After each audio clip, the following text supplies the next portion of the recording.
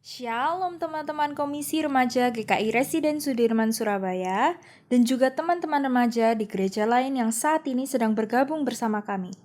Kita bersyukur hari ini diberikan kesempatan oleh Tuhan untuk beribadah secara online. Meskipun ibadah dilakukan secara online, ada beberapa petunjuk yang harus teman-teman ikuti ya, supaya ibadah yang kita lakukan dapat berjalan dengan baik dan memuliakan nama Tuhan. Yang pertama, persiapkan diri dengan baik, yaitu dengan makan, mandi, dan berpakaian yang rapi. Kedua, siapkan Alkitab cetak maupun Alkitab elektronik. Ketiga, silent gadget masing-masing.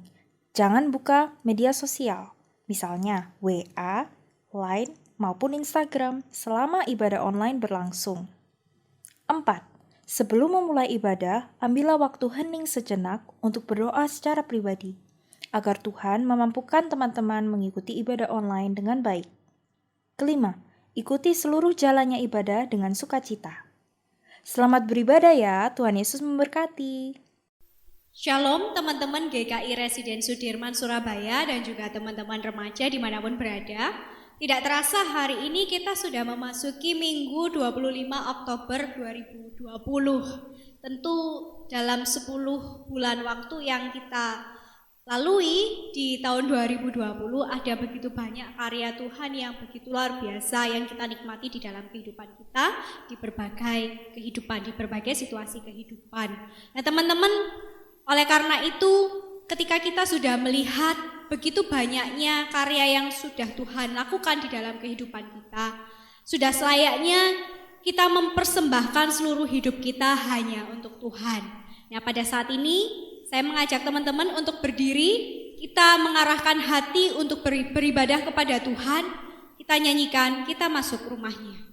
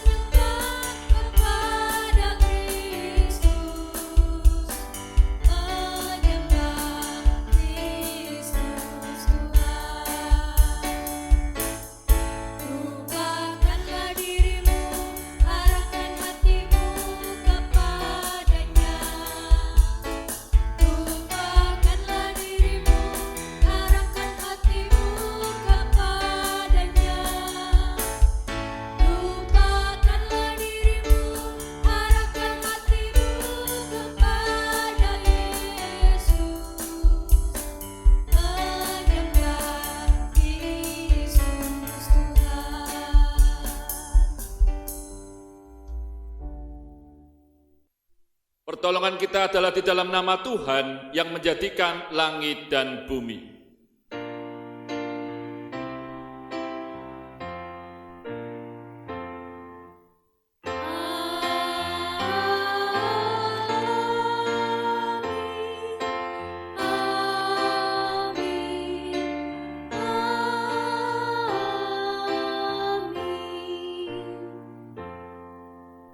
Kasih karunia dan damai sejahtera dari Allah Bapa kita dan dari Tuhan Yesus Kristus menyertai saudara sekalian.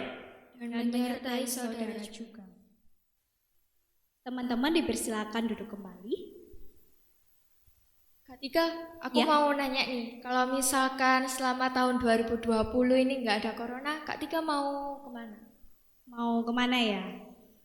Mungkin ini ya, berkunjung ke rumah keluarga yang jauh, yang di luar kota, karena kan udah bertahun-tahun nggak kesana ya, nggak pergi ke mereka. Nah kalau Esther sendiri? Aku sih sebenarnya pengen keluar kota, cuman ya karena ada ini ya udah nggak usah kemana-mana lagi.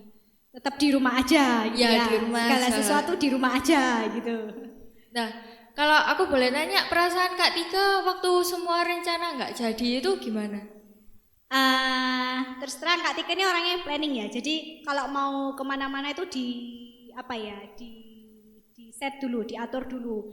Ini mau kemana gitu ya, nanti ngapain aja. Nah ketika sudah merencanakan segala sesuatu dengan baik, ketika datang kondisi seperti ini, ya di satu sisi ya kok gak jadi ya, adalah sedikit kecewa, ada sedikit sedih. Tapi ya mau gimana lagi kan, ini kan kondisi yang tidak diduga ya Jadi kayak apapun tetap lihat dari sisi positifnya. Ya, segala sesuatu ada sisi positifnya kan. Meskipun kita nggak bisa ngapa-ngapain semua rencana yang sudah kita susun di dalam pelayanan, di dalam di dalam keluarga itu kan pada akhirnya batal. Tapi ya tetap ada sisi positifnya, ada hal-hal lain yang kita bisa pelajari. Nah teman-teman, kita juga harus bisa dong, nggak Kak Tika aja gitu. Kita semua mesti bisa bersyukur. Kita kenapa nggak bisa keluar rumah? Ya mungkin itu pilihan yang terbaik supaya kita terjauhkan dari virus corona. Nah, jadi kalau misalkan kita menjadi orang yang terus berpikiran positif, ada positifnya, mesti kita nggak akan suka mengeluh. Kita akan bersyukur, apa-apa bersyukur kepada Tuhan. Nah, mari kita sambil semangat, sambil bangkit berdiri, kita memujikan terpujilah namamu Tuhan.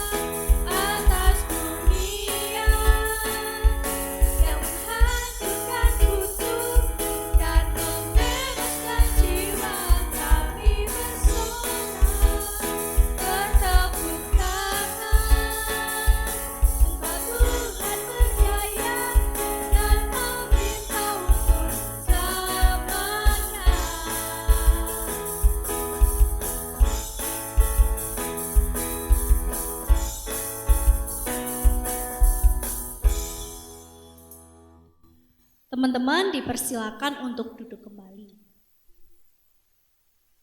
Sebagai seorang manusia, kita pasti tidak luput dari yang namanya dosa dan kita melanggar apa yang Tuhan ajarkan melalui firman-Nya. Perbuatan dan tutur kata yang seharusnya memuliakan nama Tuhan justru digunakan untuk mencaci orang lain. Bahkan pada masa pandemi seperti ini, kita mungkin setiap hari mengeluh atas apa yang terjadi, kita mengasihani diri sendiri. Sehingga ucapan yang seharusnya kita lakukan, ucapan tutur kata yang kita lakukan seharusnya mengandung berkat, justru sebaliknya. Oleh karena itu, mari dengan segala kerendahan hati kita datang kepada Tuhan, memohon pengampunan dosa dari Tuhan. Mari kita berdoa. Ya Tuhan, kami mengucap syukur karena Engkau begitu baik di dalam kehidupan kami, karena Engkau sangat mengasihi kami. Pada saat ini kami datang kepadamu dengan segala kerendahan hati, memohon pengampunan yang datangnya dari Engkau. Ampuni kami apabila selama seminggu ini kami melakukan banyak hal yang mendukakan hati Tuhan dan sesama, baik melalui perbuatan kami maupun tutur kami yang tidak memuliakan nama Tuhan. Ya Tuhan, kiranya Engkau menolong kami sehingga kami boleh tetap hidup sebagai anak-anak-Mu yang berkenan di hati-Mu. Terima kasih, di dalam nama Tuhan kami Yesus Kristus kami berdoa. Amin.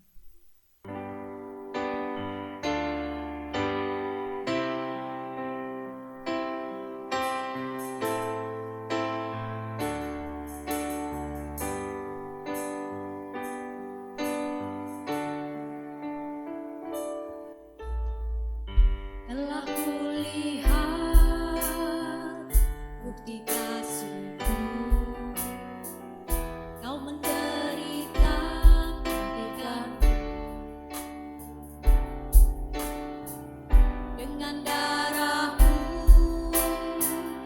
Kau selamatkanku. Kini ku hidup menyenangkan. Terlalu besar kasih-Mu Bapa, pengorbanan yang Kau berikan bagiku. Terlalu mahal darah-Mu Yesus, tercurah untuk menebus hidupku. Terlalu besar kasih-Mu Bapa, pengorbanan yang Kau berikan bagiku. Terlalu mahal darah-Mu Yesus, tercurah untuk menebus hidupku.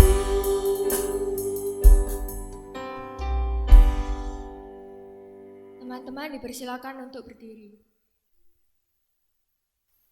Teman-teman, hari ini berita anugerah kita terambil dari Kolose 1 ayat 13-14 yang berbunyi, Ia telah melepaskan kita dari kuasa kegelapan dan memindahkan kita ke dalam kerajaan anaknya yang kekasih. Di dalam Dia kita memiliki penebusan kita, yaitu pengampunan dosa.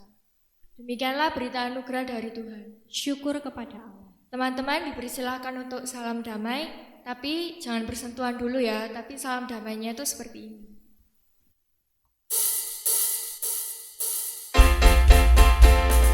Shalom, shalom, damai Allah ke atasku sekarang. Shalom, shalom, damai Allah sekarang dan selamanya. Teman-teman, ayat berita anugerah tadi mengingatkan kita bahwa Tuhan yang penuh kasih telah melepaskan kita dari kuasa kegelapan, sehingga kita dalam terang kasih Tuhan beroleh hidup yang kekal. Maka dari itu kita tidak perlu khawatir karena Tuhan akan beserta kita selamanya. Nah, untuk sebelum kita mendengarkan firman, mari kita mempersiapkan hati kita supaya fokus dan memujikan dengan sayap.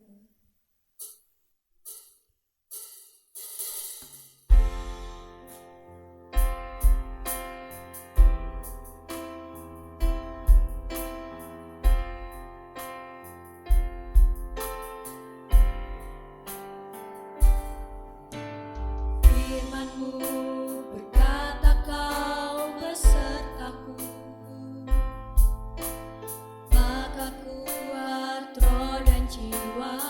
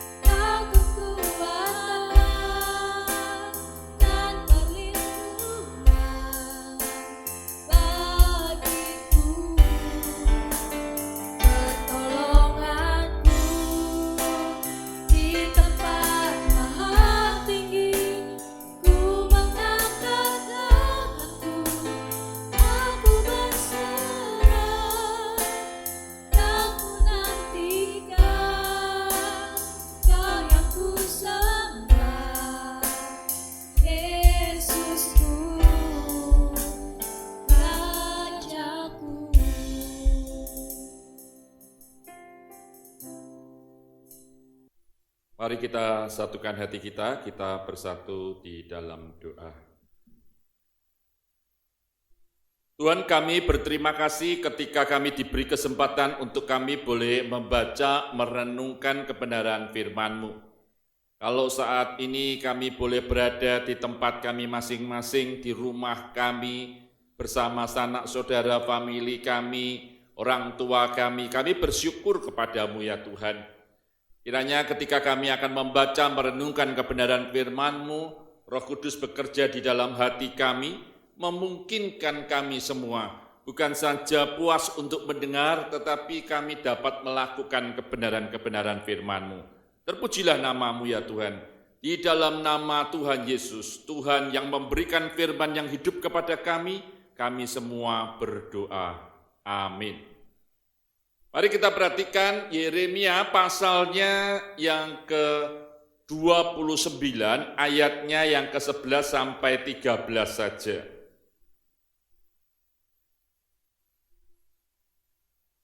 Saudara perhatikan Yeremia pasalnya yang ke-29 ayat 11 sampai 13 saja. Saya akan bacakan. Sebab aku ini mengetahui rancangan-rancangan apa yang ada padaku mengenai kamu. Demikianlah firman Tuhan, yaitu rancangan damai sejahtera dan bukan rancangan kecelakaan, untuk memberikan kepadamu hari depan yang penuh harapan. Dan apabila kamu berseru dan datang untuk berdoa kepadaku, maka aku akan mendengarkan kamu. Apabila kamu mencari aku, kamu akan menemukan aku. Apabila kamu menanyakan aku dengan segenap hati. Sampai sedemikian jauh pembacaan firman Tuhan. Berbahagialah saudara-saudara yang membaca, merenungkan firman Tuhan setiap hari. Haleluya.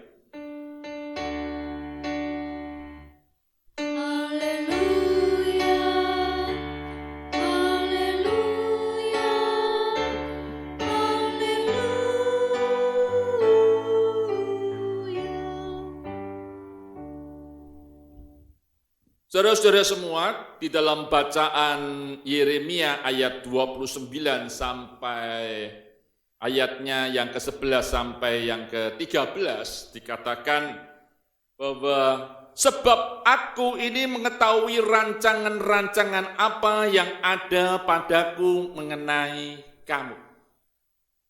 Saudara, tema kita hari ini atau pagi hari ini sedap. Sedap itu ada singkatannya, semua ada positifnya. Apa artinya, saudara? Nanti akan kita bersama-sama memperhatikannya. Saudara, kalau kita membaca Yeremia dari pasalnya yang ke-29 tadi, kita akan melihat bahwa bangsa Israel pada waktu itu adalah menjadi bangsa yang ditawan di Babel. Ditawan di Babel itu berarti dari Yerusalem dia dibawa ke Babel. Nah, tentunya jaraknya jelas itu ribuan mil. Bukan saja dia jauh dari tempat tinggalnya, tetapi yang menjadi persoalan yang paling besar adalah bangsa Israel itu menjadi bangsa yang terjajah. Saudara bisa bayangkan kalau menjadi bangsa yang terjajah, itu berarti kita akan berbicara soal perbudakan. Itu berarti saudara orang itu akan kehilangan kebebasan yang luar biasa. Kebebasan berbicara, kebebasan untuk bernegara tidak ada. Bahkan kebebasan untuk makan minum pun juga terbatas. Apalagi beribadah. Mereka tidak bisa lagi pergi ke Yerusalem, mereka tidak bisa lagi untuk pergi ke Bait Allah. Mereka betul-betul terbatas dan mereka berada di tempat penjajahan, yaitu di Babel. Saudara, orang yang hidup di dalam penjajahan dan kalau orang itu terus-menerus ada di sana, biasanya mulai timbul ketakutan demi ketakutan. Bahkan saudara, kalau kita jujur baca di dalam kebenaran-kebenaran firman Tuhan ini, bangsa Israel itu sebetulnya sudah menjadi bangsa yang putus asa. Putus asa kenapa saudara? Karena dia beberapa kali mendengar nabi-nabi itu menyampaikan berita bahwa mereka akan bebas, mereka akan dibebaskan. Toh mereka tidak bebas dan mereka tidak keluar dari Babel. Lalu saudara, saya sedikit membayangkan keadaan Babel dengan keadaan kita atau kondisi kita. Menurut saya sih masih tetap enak kondisi kita.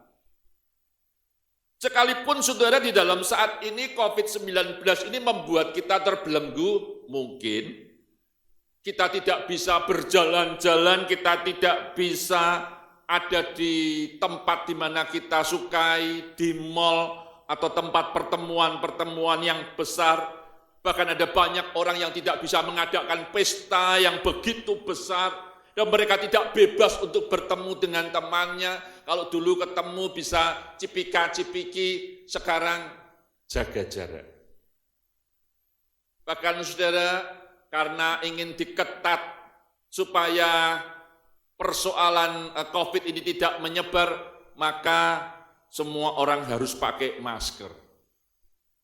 Sampai beberapa waktu yang lalu saya melihat di WA yang dikeluarkan itu ada orang yang ngomel karena dia naik mobil sendirian, pas dilepas maskernya, petugas datang menghentikan, dianggap tidak pakai masker, padahal mobilnya tidak ada orangnya. Sampai dia bilang, mobil saya lebih baik daripada kalau saya kumpul keluar karena banyak orang yang berdekatan. Saudara, itu adalah gambaran kondisi kita. Nah, saudara, kalau kita melihat apa yang difirmankan Tuhan melalui Yeremia, saya kira ini yang dikatakan sedap. Sedap artinya semua ada positifnya. Kenapa semua ada positifnya, saudara? Karena bangsa Israel dulunya adalah orang-orang yang sulit sekali atau bangsa yang sulit sekali meninggalkan berhala-berhala mereka. Mereka itu sangat sulit sekali untuk tidak menyembah berhala. Setiap kali rajanya baik, mereka menyembah Tuhan. Setiap kali rajanya tidak baik, mereka jadi menyembah berhala. Dan terus-menerus berulang-ulang. Sampai akhirnya Tuhan itu membuang mereka di Babel. Saudara, selama pembuangan di Babel, mereka itu punya kerinduan yang besar untuk beribadah kepada Tuhan. Setelah dikeluarkan dari Israel, mereka punya kerinduan yang besar untuk datang kepada Tuhan. Saudara, ini adalah nilai yang sangat positif sekali. Ketika bangsa Israel dikeluarkan dari Israel sendiri. Dan puji Tuhan, saudara. Kalau saudara boleh melihat sejarah, akhirnya mereka boleh balik kepada Tuhan. Dan bukan saja mereka balik kepada Tuhan, tetapi mereka mau dipimpin oleh Tuhan. Sampai Tuhan akhirnya berkenan memberikan juru selamat kepada bangsa Israel. Terus saudara, bukankah ini yang seharusnya kita pahami benar-benar? Bahwa ada positif di dalam penderitaan bangsa Israel ketika ada di Babel, ketika mereka menjadi budak, ketika mereka terbelenggu secara keseluruhan, bahkan kebebasan mereka tidak ada sama sekali. Tetapi justru akhirnya Tuhan memulihkan keadaan mereka. Saudara, apa yang dinasehatkan Yeremia kepada bangsa Israel dan juga kepada kita? Saudara, saya beri singkatan 3T. T yang pertama, saudara, Tuhan itu mengerti rancangan-rancangannya. Semua manusia bisa punya rancangan-rancangan. Ya, tadi Kak Tike bilang punya, kalau mau pergi dia merancangkan sesuatu, begitu ya. Setiap orang bisa punya harapan-harapan apa yang akan dia kerjakan. Semua bisa memikirkannya. Bahkan banyak orang yang beranggapan bahwa sebentar lagi aku akan punya untung ini, untung itu, aku akan berdagang ini, aku akan berdagang itu. Tiba-tiba ada COVID dan mereka menjadi kewalahan semua. Tetapi Yeremia mau mengingatkan kepada kita semua bahwa Tuhan itu mengetahui rancangan-rancangannya. Tuhan itu mengerti betul apa yang sedang dirancangkan di dalam kehidupan manusia yang ada di dalam dunia ini. Bahkan saudara di dalam ayat yang ke-11 itu ditegaskan rancangan Tuhan adalah rancangan damai sejahtera. Itu berarti saudara Tuhan itu memberikan kepada setiap saudara dan saya seharusnya ketika kita menyadari semua ada di dalam rancangan Tuhan, maka kita akan menjadi orang-orang yang memiliki damai sejahtera. Kita tidak memberontak kepada Tuhan, kita tidak menganggap Tuhan itu abai kepada kita, tetapi kita justru hidup di dalam rencana-rencana Tuhan dan damai sejahteranya boleh ada di dalam kehidupan kita. Itu adalah bagian T yang pertama. Tuhan itu mengetahui rancangan-rancangannya. T yang kedua, saudara. Tuhan itu mendengarkan doa umatnya. Artinya apa, saudara? Ketika saudara masih belum bisa melihat bahwa semua ada positifnya, maka saudara dan saya diharapkan untuk datang kepada Tuhan dan berdoa kepada Tuhan. Tuhan itu adalah Tuhan yang mendengarkan doa umatnya. Tuhan itu adalah Tuhan yang memperhatikan permohonan-permohonan kita. Ketika kita percaya bahwa Tuhan itu mengabulkan doa kita, maka disitulah kita akan menjadi orang-orang yang semakin hari semakin beriman kepada Tuhan. Saudara, Tuhan mendengarkan doa umatnya, itu berarti Tuhan itu tetap memperhatikan apa yang sedang terjadi di dalam kehidupan kita. Saudara bisa bayangkan betapa Tuhan itu memperhatikan setiap orang, setiap manusia, setiap pribadi demi pribadi. Dan Tuhan katakan, aku mendengarkan doamu. Saudara, pertanyaan yang paling besar, di dalam waktu yang begitu banyak kita di rumah, atau kita tenang di kamar mungkin, berapa banyak waktu kita untuk datang kepada Tuhan? Berapa banyak waktu kita untuk bersujud kepada Tuhan? Berapa banyak waktu kita itu untuk mendekatkan diri kepada Tuhan supaya kita ini boleh menjadi orang-orang yang kuat. Beberapa waktu yang lalu saya juga melihat video di WA dan menurut saya ada orang-orang yang sangat-sangat tidak bijak di dalam hidup ini. Ketika dia swab dan ketahuan positif, apa yang dia lakukan? Oh, dia bukan melakukan isolasi mandiri, bukan. Tetapi karena dia positif, lalu keluarganya juga positif, yang dia lakukan dia malah keluar mal. Dia malah keluar mal, malah dia lepaskan maskernya dan dia berharap orang lain tertular. Saya pikir kalau dia mau mati-mati sendiri menurut saya sih tidak apa-apa begitu. Tapi kalau dia sampai berpikiran keluarga saya sudah kena, maka saya berharap orang lain pun juga kena. Kalau perlu satu mal juga bisa kena. Itu namanya orang yang menurut saya sudah tidak waras lagi. Kenapa dia bisa melakukan ini, saudara? Karena dia tidak datang kepada Tuhan. Karena dia tidak berdoa kepada Tuhan. Karena dia tidak pernah dikuatkan oleh Tuhan. Saudara, T yang ketiga adalah kita mau diingatkan bahwa Tuhan itu adalah Tuhan yang menyediakan dirinya untuk umatnya. Ada orang yang memiliki konsep bahwa datang kepada Tuhan itu sulit. Datang kepada Tuhan itu seakan-akan Tuhan itu membisu. Tetapi firman Tuhan mengingatkan kepada kita di dalam ayatnya yang ke-13. Apabila kamu mencari aku, kamu akan menemukan aku. Mencari aku itu berarti mencari Tuhan.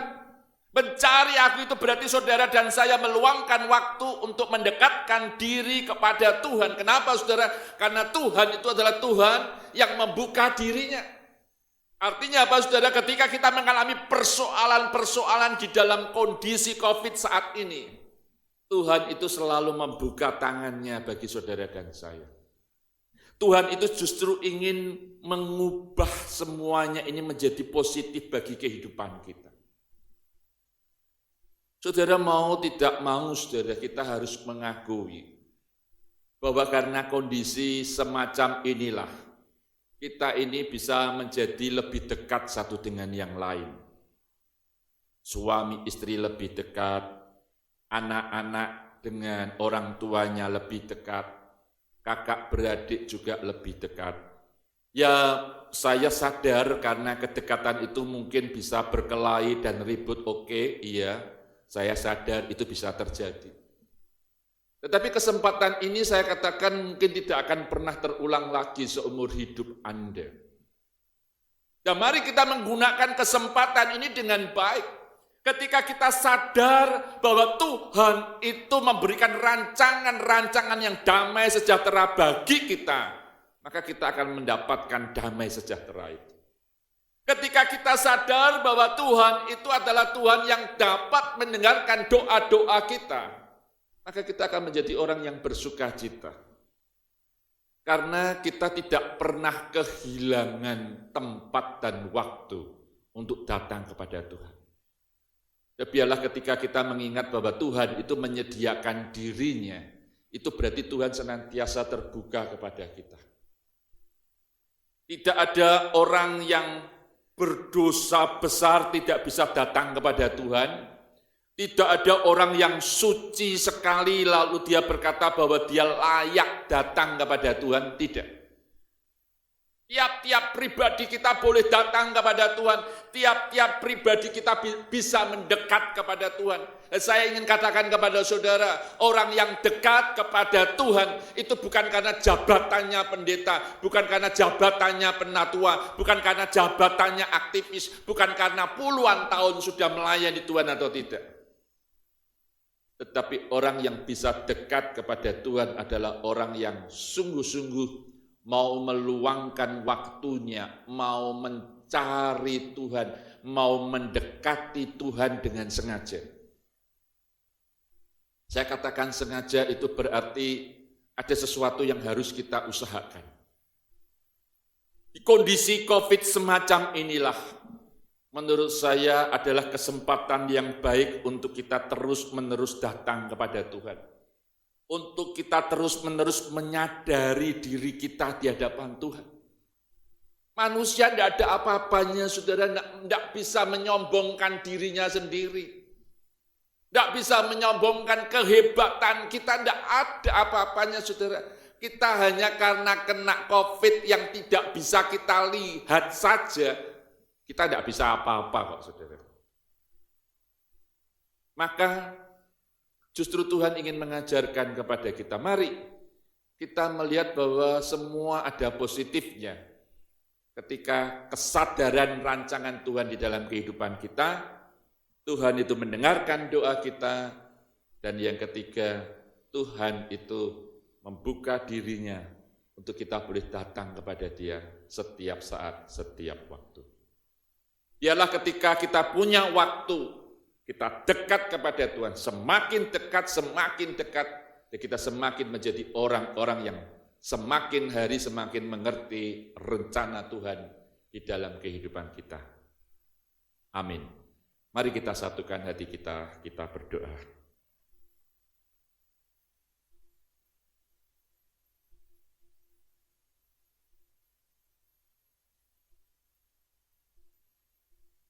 Tuhan, ketika kami menghadapi persoalan demi persoalan, Engkau selalu mengingatkan kepada kami, semua ada positifnya. Ketika kami menaruh rancangan Tuhan itu di atas kehidupan kami, ketika kami menaruh doa-doa kami kepada Tuhan, ketika kami sadar bahwa Tuhan adalah Tuhan yang membuka dirinya, maka biarlah itu menjadi kekuatan bagi kami Tuhan, untuk kami terus boleh hidup di dalam Tuhan, untuk kami terus boleh menjaga pikiran, hati kami, tingkah laku kami, supaya berkenan kepadamu ya Tuhan. Oleh sebab itu Tuhan, jangan biarkan kami ini terus menggerutu, jangan biarkan kami merasa tidak puas di dalam kehidupan kami, jangan biarkan kami selalu menyalahkan orang lain dan sekitar kami, tetapi biarlah kami perbanyak waktu kami untuk terus dekat kepada Tuhan dan dengan keluarga-keluarga kami yang saat ini berkumpul dengan kami. Tuhan, terima kasih untuk semuanya ini. Biarlah di dalam keluarga kami ada sukacita yang besar yang Kau berikan kepada kami, karena kami memiliki Allah yang hidup. Terpujilah nama-Mu ya Tuhan, di dalam nama Tuhan Yesus, nama di atas segala nama, kami semua berdoa. Amin.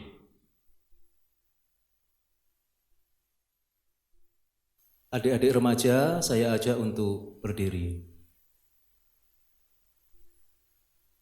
Bersama umat Allah di masa lalu, masa kini, dan masa depan, marilah kita bersama-sama mengikrarkan pengakuan iman rasuli yang berbunyi demikian.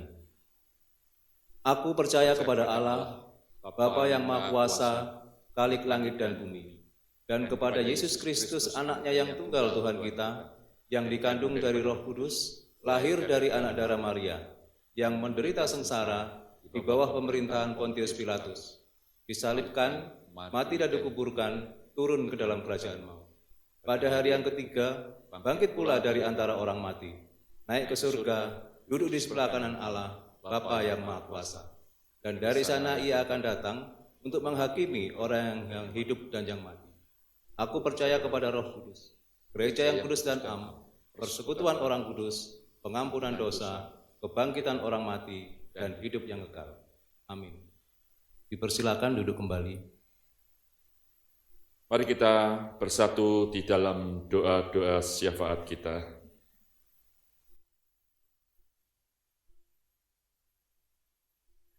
Tuhan, kami ingin berdoa untuk bangsa dan negara kami yang kami cintai bersama-sama ini. Kami terus ingin berdoa supaya pemerintahan kami dapat mengatasi persoalan pandemi COVID-19 ini. Kami juga ingin berdoa Tuhan, supaya masyarakat Indonesia boleh mendukung dan bahkan mematuhi protokol kesehatan. Kami berdoa Tuhan, supaya masyarakat sadar bahwa ini adalah persoalan yang sangat-sangat serius, supaya mereka boleh mengikuti protokol kesehatan dan mereka dapat menyelamatkan jiwa mereka, bahkan orang-orang yang ada di sekitarnya. Terima kasih Tuhan, ajarkan kepada kami untuk kami juga boleh mentaati pemerintahan yang ada. Demikian juga kami berdoa Tuhan untuk gereja-Mu, gereja GKI Residen Sudirman, di dalam seluruh persiapan pelayanan online. Kami berdoa pelayanan-pelayanan online yang ada, baik sekolah minggu, baik remaja, baik pemuda, maupun kebaktian umum. Kami berdoa Tuhan, biarlah Engkau akan sertai dan berkati segala persiapan-persiapan yang ada. Kami juga ingin berdoa Tuhan untuk setiap pelayan pengurusan di masa pandemik ini. Kami berdoa Tuhan, kiranya Engkau akan menyertai dan memberkati kepengurusan yang ada, di setiap kebaktian yang ada, di setiap komisi yang ada, di setiap sektor yang ada, teristimewa untuk mereka-mereka yang menjadi anggota KPL, dan TFC. Kami berdoa Tuhan, kiranya Engkau akan menyertai baik pengurusnya maupun anggotanya, supaya mereka dapat bekerja bersama-sama dengan baik ketika mereka dapat mengikuti kegiatan di online masing-masing. Kami berdoa Tuhan, kiranya Engkau juga akan memampukan mereka serius untuk terus mencari Tuhan, untuk terus rindu datang dekat kepada Tuhan, sehingga kehidupan kerohanian mereka boleh semakin hari semakin mendekat kepada Tuhan. Terima kasih Tuhan untuk semuanya ini. Kami mau menyerahkan kehidupan kami masing-masing. Biarlah kami boleh menjadi orang-orang yang terus taat kepada kebenaran firman-Mu, dan kami terus boleh hidup bahagia karena kami menjalankan kebenaran firman-Mu. Sertai Tuhan di dalam setiap studi kami masing-masing. Sertai Tuhan di dalam setiap kesehatan kami masing-masing, supaya kami tetap memiliki tubuh yang sehat. Terima kasih Tuhan untuk semuanya ini. Kami mau alaskan doa kami ini hanya di dalam nama Tuhan Yesus yang mengajarkan doa kepada kami. Bapa kami yang ada di surga, dikuduskanlah nama-Mu, datanglah kerajaan-Mu, jadilah kehendak-Mu di bumi seperti di surga. Berikanlah kami pada hari ini makanan kami yang secukupnya, dan ampunilah kami akan kesalahan kami, seperti kami juga mengampuni orang yang bersalah kepada kami. Dan janganlah membawa kami ke dalam pencobaan, tetapi lepaskanlah kami daripada yang jahat. Karena Engkaulah yang mempunyai kerajaan dan kuasa dan kemuliaan sampai selama-lamanya. Amin. Nas persembahan diambil dari Mazmur 4 ayat yang ke-6. Persembahkanlah korban yang benar dan percayalah kepada Tuhan. Teman-teman, persembahan bisa ditransfer melalui alamat yang tertera berikut, atau teman-teman bisa mengumpulkan dahulu di rumah dan dibawa pada saat sudah bisa beribadah di gereja kembali. Mari dengan penuh syukur kita mau memberikan yang terbaik untuk Tuhan. Kita nyanyikan syukur padamu, ya Allah.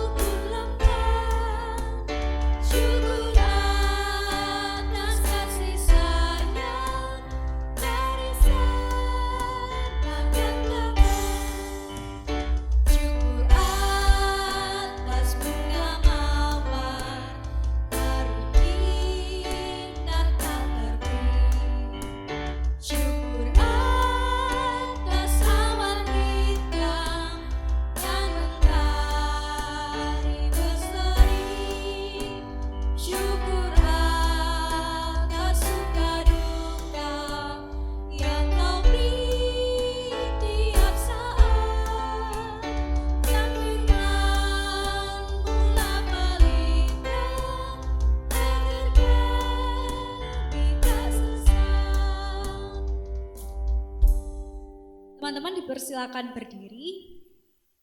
Mari kita berdoa. Tuhan, kami mengucap syukur kepadamu karena Tuhan masih mengizinkan kami untuk kami beraktivitas, untuk kami boleh memuliakan Tuhan di dalam seluruh karya yang kami lakukan. Dan pada hari ini kami membawa persembahan kami kepadamu. Kiranya Engkau menerimanya dengan sukacita dan kami juga boleh bersyukur atas semua yang Kau berikan dan izinkan terjadi di dalam kehidupan kami. Demikian juga kami berdoa untuk gereja GKI Residen Sudirman secara khusus untuk majelis jemaat. Kiranya Tuhan memberikan hikmat, memberikan kekuatan sehingga persembahan yang ada boleh digunakan dan dikelola dengan baik. Terima kasih ya Tuhan, di dalam nama Tuhan kami Yesus Kristus kami berdoa. Amin.